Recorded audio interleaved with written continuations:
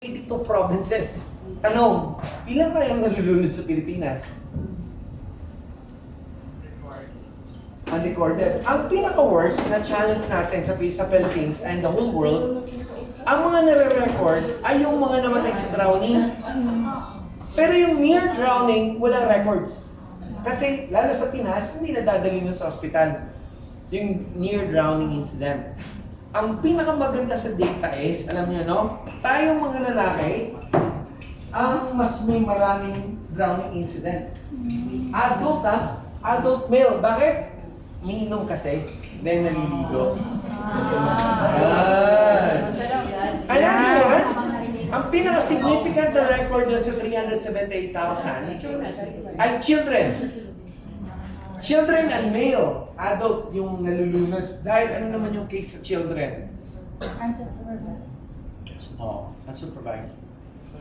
Walang keep watch program.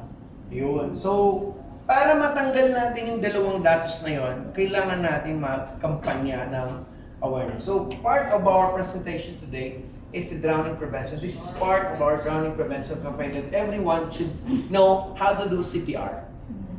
Ayan. And, introduce to you, repeat after me please. We call it aqua code. Aqua code. Go together. Go together. Aqua code. Aqua code. Repeat after me. Aqua code. Aqua code. Go together. Go together. Stay afloat and wave. Stay upload and wave. And reach to rescue. Reach to rescue. Reach Kung to gusto mo rescue. maligo either sa river, sa inland water, sa swimming pool, or sa dagat, huwag kang maligong mag-isa. Sa bahay, pwede kang maligo sa shower mag-isa.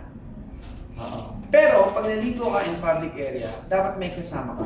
The only way to prevent drowning incident ay may kasama ka. Isa yun.